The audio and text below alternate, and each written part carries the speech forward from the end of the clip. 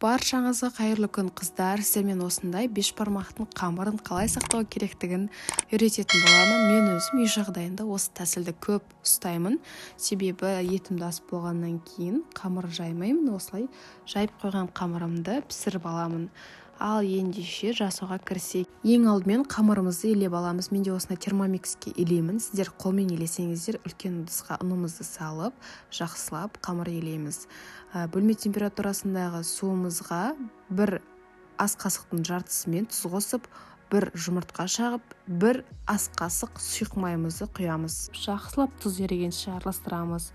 Кейін осы суымызды ұнға қосамыз. Қолмен илеген жағдайда ұнды бір қолмен араластырып тұрып, екінші қолмен бөліп суымызды құйып араластырып илеп шығамыз. Яғни суды күлк етіп ұнға қосып жібермейміз. Жақсылап солай қолмен қамыр илейміз. Артық судың қосудың қажеті жоқ. Кейін осылай қамырымыз илеп болғаннан кейін пищевой пленка немесе пакетпен орап, жарты сағатқа қойып қоямыз. Жарты сағаттан кейін жаямыз. Менде осындай 2 зола шығады. Қамырымызды жақсылап жұқалап жайып шығамыз.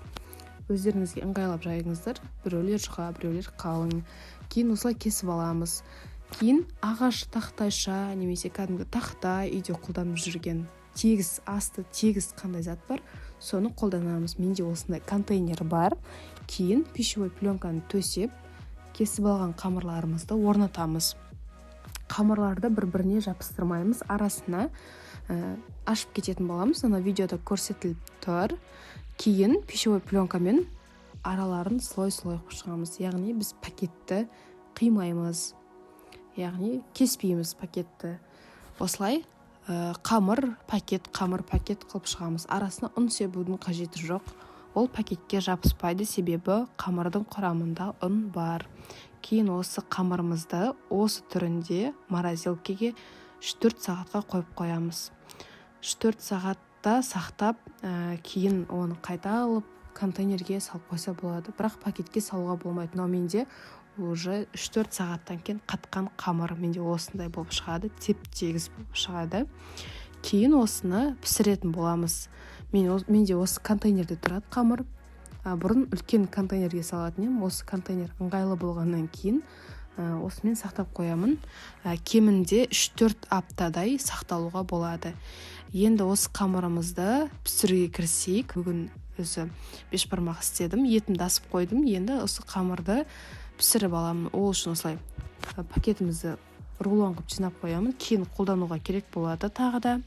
Осылай қайнап тұрған ыстық суымызға, яғни сорпамызға осылай қамырымызды салып ала береміз. Араларын жабыс қалмау үшін ожаумен араластырып қоямыз. Тура кәдімгі қамырды қалай саламыз, дәл солай жасап шығамыз. Өте тиімді. Жасап көріңіздер. Ұнаса лайк басып, комментарий жазып, менің каналыма тіркелуді ұмытпаңыздар. Үй жағдайындағы өзімнің өмірде қолданатын лайфхактарымның бірі осы. Әсіресе демалыс күндері қолданамын. Себебі демалыс күндері үйде үй жинау, кір жуу деген тірліктермен қолым тимей кетеді. Әсіресе қамыр жайған кезде қатты ерінетін, соншалықты жайғым келмейді. Сол үшін осылай алдын ала жайып, пысықтанып, морозилкеге сақтап қоямын. Кейін осылай салып ала беремін. Аса бір айырмашылығы жоқ. Ешқандай қазір жайған қамырдан еш жері кем емес. Сіздермен болған жанерке, ұнаса лайк басып, комментарий жазып, менің каналыма тіркелуді ұмытпаңыздар. Сіздермен бірге әлі қызықты видеолармен бөлісемін.